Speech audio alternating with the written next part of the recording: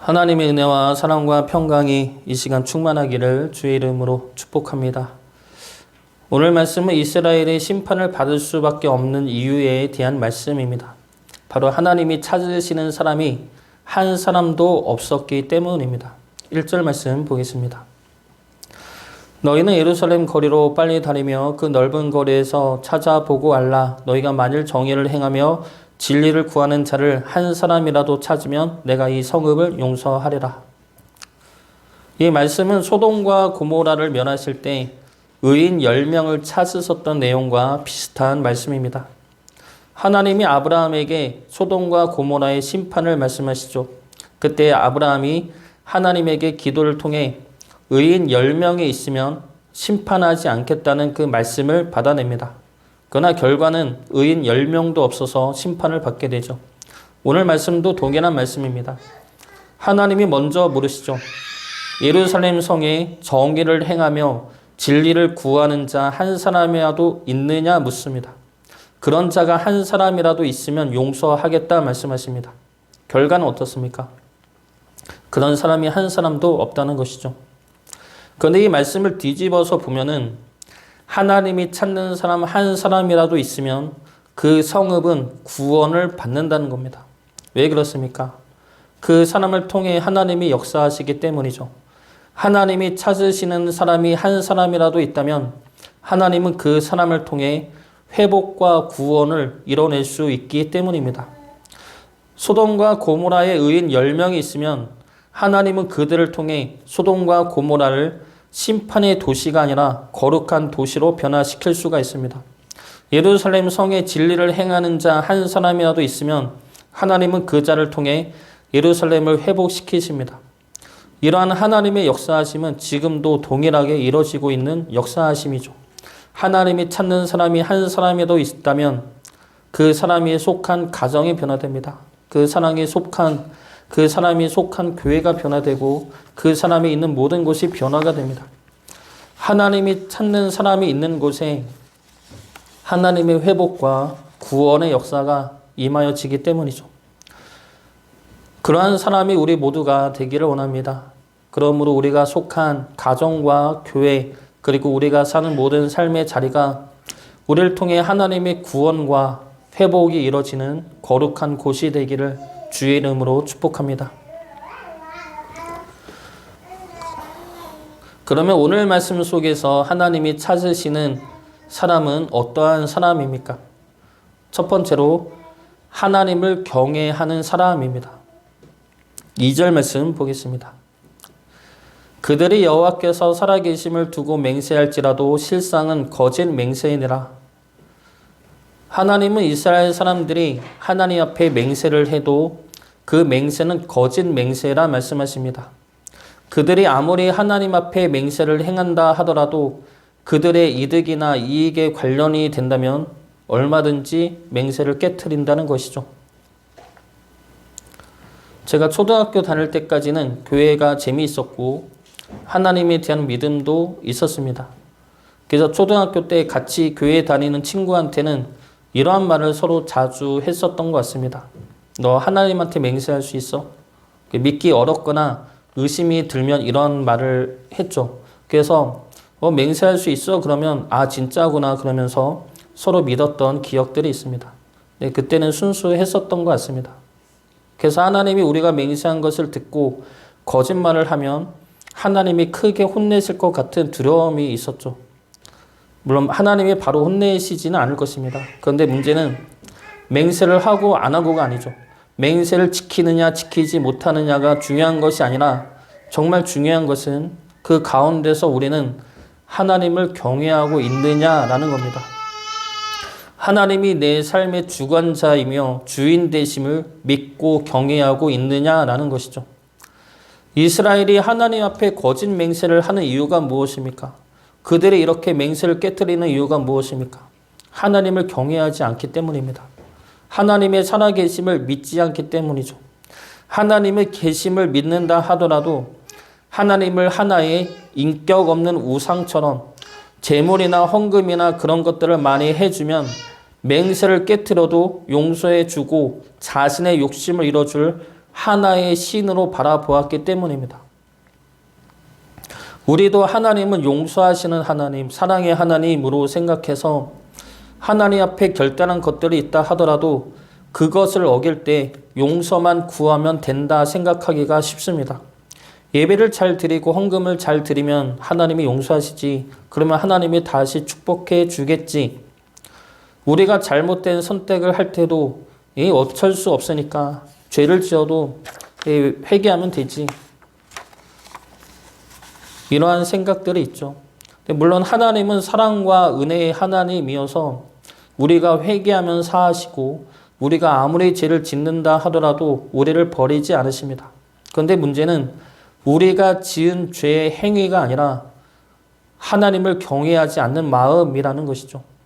우리가 지은 죄로 인해 하나님의 마음을 아프게 하고 하나님 앞에 맹세를 어김으로 하나님을 업신여기고 하나님 앞에 거룩하게 기도해 놓고 지키지 않는 그 교만함과 뻔뻔함이 더 큰 죄라는 겁니다.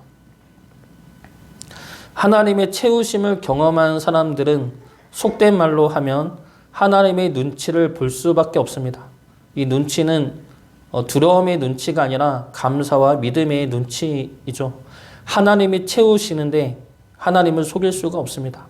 하나님이 채우시는데 채워주신 재물에 대해 탐을 낼 수가 없습니다. 그 재물에 내가 탐을 내고 욕심을 내면 하나님의 채우심이 끊어질까 두려운 것이죠. 그리고 좋게 보면 재물에 대해서 자유할 수가 있습니다. 하나님이 채워주시니까 내가 하나님 앞에서 속이지 않고 하나님이 기뻐하시는 쪽으로 나누고 사용할 수 있는 겁니다. 나눔도 선택할 수 있게 되는 것이죠. 하나님의 채우심을 경험한 자들은 하나님의 채우신 재물에 대한 집착이 아니라 하나님을 바라볼 수 있기 때문입니다. 채우심뿐만이 아니라 우리 삶의 모든 행위와 생각들도 마찬가지이죠. 하나님이 우리를 보고 계시고 하나님이 때마다 채워주시고 하나님이 생명의 길로 우리를 이끌어 주십니다. 이것은 우리를 향한 하나님의 언약이며 우리의 하나님 되시기 때문에 주어진 은혜입니다. 그 은혜 앞에서 우리가 우리의 욕심을 채운다면 우리의 생각대로 잘못된 마음을 품고 행한다면 우리는 그 은혜를 헛되이 받는 자가 되고 하나님을 업신여기는 자가 되는 것이죠. 하나님을 경외한다는 것은 하나님이 우리 삶의 주인 되시며 주관자 되심을 믿는 겁니다. 하나님을 경외한다면 우리 삶에서 내 욕심과 이득을 위해 사는 것이 아니라 하나님의 뜻을 위해 살아야 합니다. 내가 하나님의 뜻을 위해 살기를 힘쓴다면 내 삶은, 우리 모두의 삶은 하나님이 책임지고 다스려 줄 것이라는 믿음을 붙드셔야 할 것입니다. 그것이 하나님에 대한 경외함이죠. 하나님을 경외하심으로 하나님이 찾으시는 한 사람이 되시길 주의 이름으로 축복합니다. 두 번째로 하나님이 찾으시는 사람은 하나님의 말씀을 지키는 자입니다. 3절부터 6절까지 말씀은 화자가 예레미야입니다. 예레미야가 하는 말이죠. 하나님이 예루살렘 성읍에서 하나님이 원하시는 사람을 찾아보라 하시기 때문에 예레미야가 찾으러 다닙니다. 그런데 예레미야가 보기에도 이들은 하나님의 백성이 아님을 토로합니다. 3절 말씀 보겠습니다. 여호와여 주의 눈이 진리를 찾지 아니하시나이까 주께서 그들을 치셨을지라도 그들이 아픈 줄 알지 못하며 그들을 멸하셨을지라도 그들의 징계를 받지 아니하고 그들의 얼굴을 바위보다 굳게 하여 돌아오기를 싫어하므로. 예레미야는 이스라엘 백성들의 상태를 세 가지로 이야기를 합니다. 먼저 하나님이 치서도 아픈 줄을 모른다는 겁니다. 이 아픔은 현실의 고통을 모른다가 아니죠. 하나님의 마음을 아프게 해도 자신은 아프지 않다는 겁니다. 하나님이 징계를 내려도 그것에 대해 괴로워하거나 두려워하지 않는다는 겁니다. 이것은 쉽게 말해 죄를 지어도 그 죄를 지적해도 괴로워하거나 아파하지 않고 꺼리낌 없이 죄를 짓는다는 것이죠. 하나님의 마음이 어떠하든 신경 쓰지 않는다는 겁니다. 두 번째로 징계를 받지 아니한다는 것은 하나님의 징계에 오히려 분노한다는 겁니다. 징계가 내리면 회개하고 자복해야 하는데 오히려 하나님 앞에 불평하고 원망한다는 것이죠. 왜 우리를 못 살게 겁니까? 왜 우리를 힘들게 합니까? 우리가 제사를 지내고 제물을 드리고 하나님을 섬겼는데 왜 이렇게 힘들게 합니까? 도리어 분노한다는 겁니다. 세 번째는 얼굴을 바위보다 굳게 한다는 것은 완악함을 의미합니다. 하나님이 돌아오라고 징계를 내려도 분노하고 원망하기만 할 뿐 하나님에게 전혀 돌아갈 생각도 의지도 없다는 것이죠. 정리하면 하나님이 징계를 내릴 때 이 징계가 현실적인 고통과 환난으로 임할 때 하나님이 원하시는 것은 돌아오는 겁니다. 하나님 앞에 돌아오도록 붙잡고 부르는 것이 하나님의 징계이죠. 그런데 이스라엘은 그 징계가 내릴 때 하나님을 신경 쓰지 않고 하나님에게 오히려 분노하고 원망하면서 여전히 하나님에게 돌아오지 않는다는 겁니다. 그래서 예레미야는 이것이 비천한 자만 그런 줄로 알았습니다. 4절 말씀 보겠습니다. 내가 말하기를 이 무리는 비천하고 어리석은 것뿐이라 여호와의 길 자기 하나님의 법을 알지 못하니. 예레미야는 이스라엘 백성들이 징계에 아파하지도 않고 오히려 분노하고 하나님에게 돌아오지 않는 것을 보면서 그들이 가난하니까, 그들은 배우지 못했으니까 그런 줄 알았습니다.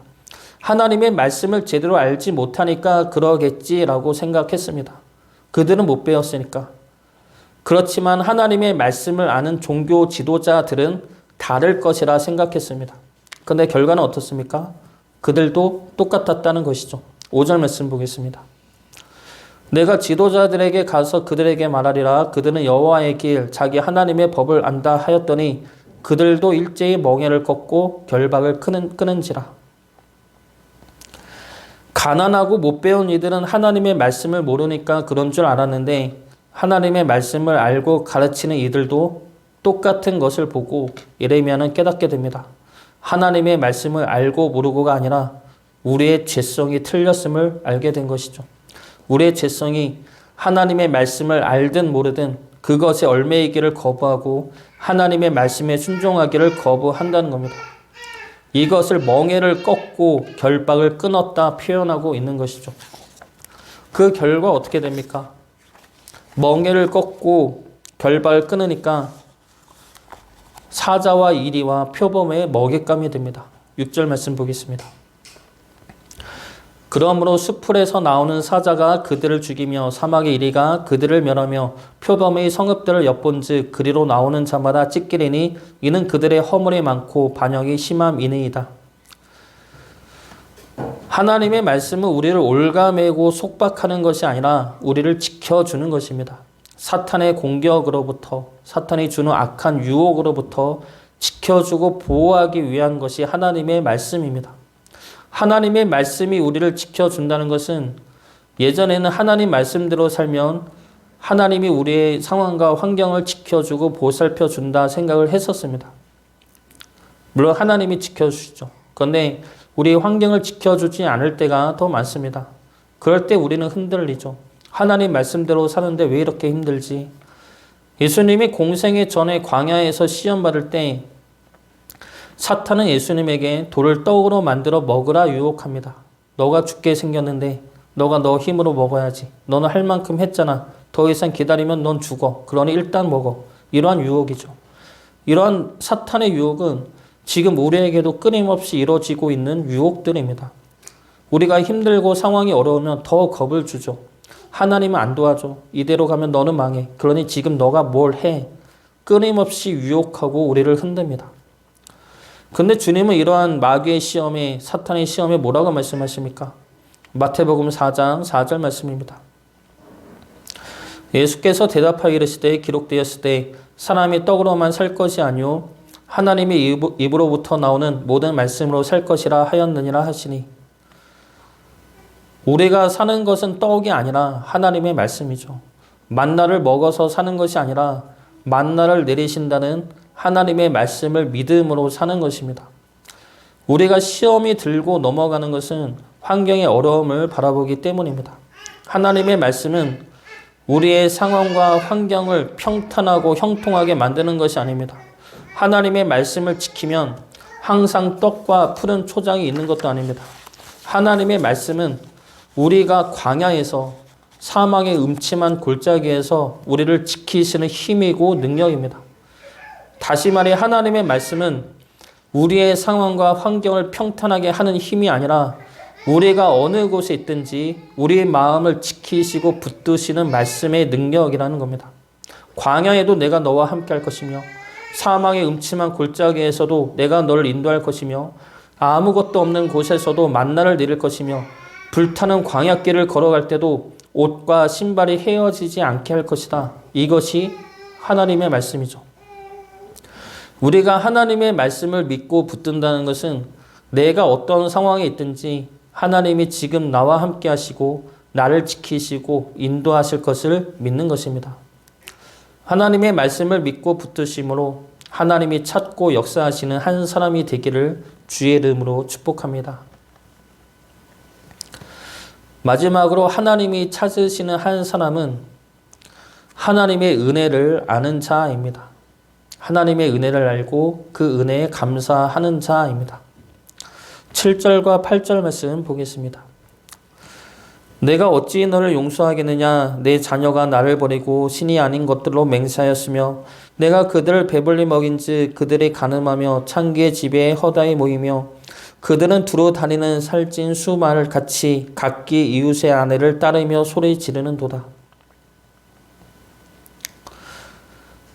하나님은 이스라엘 백성들을 애굽에서 구원하시고 광야에서 먹이시고 지키시고 인도하셨습니다. 그리고 가나안 땅을 주었고 열매도 주어서 배불리 먹였습니다. 그런데 이스라엘은 어떻게 합니까?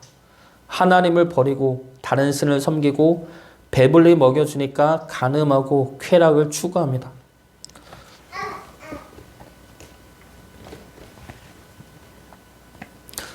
이들은 하나님의 은혜에 대해서 두 가지 잘못을 범합니다. 첫 번째 잘못은